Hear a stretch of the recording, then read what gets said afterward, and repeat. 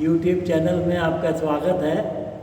आज हम लोग शक्ति मुनि का कोप से लेकर और आगे तक की चर्चा हम लोग करने जा रहे हैं। शक्ति मुनि वनगमन में बाहर गए हुए थे और लौट रहे थे तो रास्ता जो था एक संकीर्ण रास्ता था, पगडंडी था, जिसमें एक आदमी को ही आने का वो रास्ता उसमें था, एक ही आदमी आ सकते थे।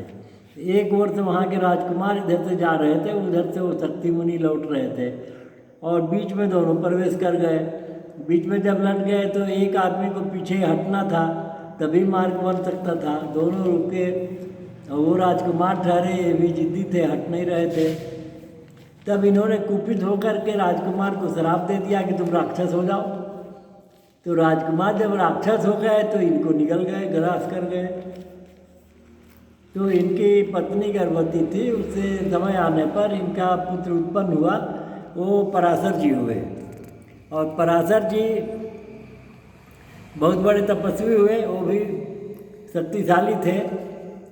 वो एक बार कहीं विचरण करने गए थे तो नदी पार करने की बात पर वहाँ आई। तो नदी पर वो केवट जो था, वो केवट एक था जो पार करता था आने जाने वालों को।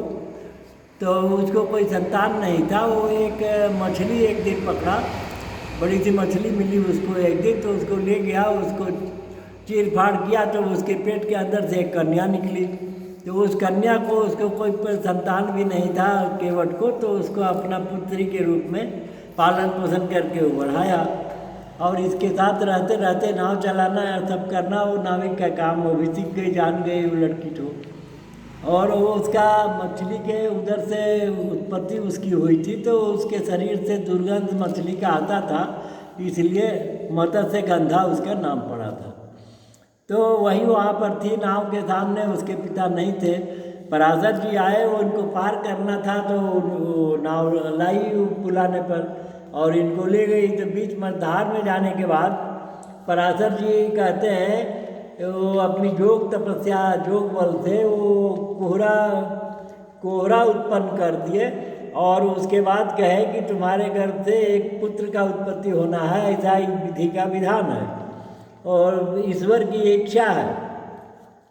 उसके बाद वो अपना चले गए, पार हो गए। तो इसको पुत्र उत्पन्न जो हुआ, वो पुत्र जन्म लेते के साथ ही वो वन गमन कर गया, वो तुरंत वन को चला गया।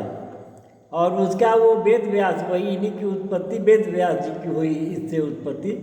और वो यहाँ से निकल गए वन को। तो जाते जाते माता को अपना बोल गए कि तुमको जब भी हमारी आवश्यकता हो तो तुम स्मरण करोगे और मैं उपस्थित हो जाऊंगी और तुम्हारा जो भी समस्या होगा उसका समाधान भी हो जाएगा। तो अच्छा, इसके बाद पराशर जी ने इन्हें आशीर्वाद दे दिया था कि तुम्हें मातृवत का कोई पहचान नहीं आएगा, तुम यथावत तुम्हारा शरीर रहेगा और ये गंध जो है मछली का है, ये दुर्गंध हट जाएगा और सुगंध तुम्हारे शरीर में आ जाएगी। तो वो 16 जो कोस तक तुम्हारे शरीर का सुगंध ही जाएगा। तो उसके बाद इसका भी नाम पड़ गया षोडशगंधा। षोडशगंधा जब ये बन गई तो इसके मादक सुगंध, शरीर के मादक सुगंध का प्रवाह 16 कोस तक चला जाने लगा। और उधर राजा शांतनु को इसका महक मिला। अब उनको जब मालूम हुआ तो पता करने लगे। पता करने पर मालूम हुआ कि केवट की लड़की है, उसके शरीर का सुगंध इतना दूर तक आता है। तो बड़े प्रभावित हुए, उसके यहाँ पहुँच गए। कन्या बहुत रूपवती थी, देखने के बाद इनका प्रभावित तो थे, ये तुरंत विवाह का प्रस्ताव रख डाले कि मैं इसको विवाह करना चाहता हूँ तुम्हारी कन्या से और ये रानी बनेगी। तो केवट भी चतुर चालाक था, उसने बोला कि रानी तो बन जाएगी, इसमें तो कोई विवाद नहीं है, लेकिन इसका पुत्र राजा नहीं बनेगा, ये समस्या है। आपके जो पुत्र हैं देवव्रत, वो आपका राज्याधिकारी वो होंगे, इसके संतान को तो राज्य नहीं मिलेगा, इसलिए इस पर मुझे आपत्ति है। तो दुखी हो करके राजा शांतनु वापस लौट आए। लौटने के बाद बड़े वो दुखी रहने लगे, और तो ये देख करके देवव्रत को बर्दाश्त नहीं हुआ। उन्होंने इनके सामंतों से और दरबारियों से पता उता करने पर मालूम हुआ कि केवट का वो समस्या जो उत्पन्न कर दिया व्यवधान, उसी के चिंता में डूबे हुए हैं और ये बड़े दुखी रहते हैं।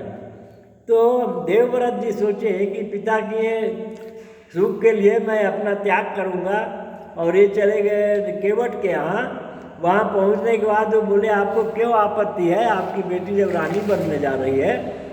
तो उसने बोला, आप देवव्रत जी, आप ना उत्तराधिकारी राजा के होंगे, इसके संतान को तो कुछ नहीं मिलना है, तो आपत्ति मुझे इसी का है। इसका संतान को यदि राज मिले तो मुझे कोई आपत्ति नहीं है। तब देवव्रत जी वहाँ पर बोलते हैं कि मैं विवाह नहीं करूँगा और जीवन पर्यंत राज भी मैं नहीं लूँगा, और राज सिंहासन का मैं अपने जीवन पर्यंत रक्षा करूँगा, व्यवस्था करूँगा।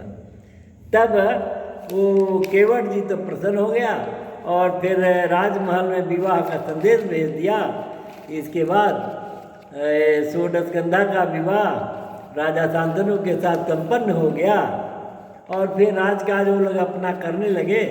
और इस प्रसंग को हम लोग यहीं पर समाप्त करते हैं। आपको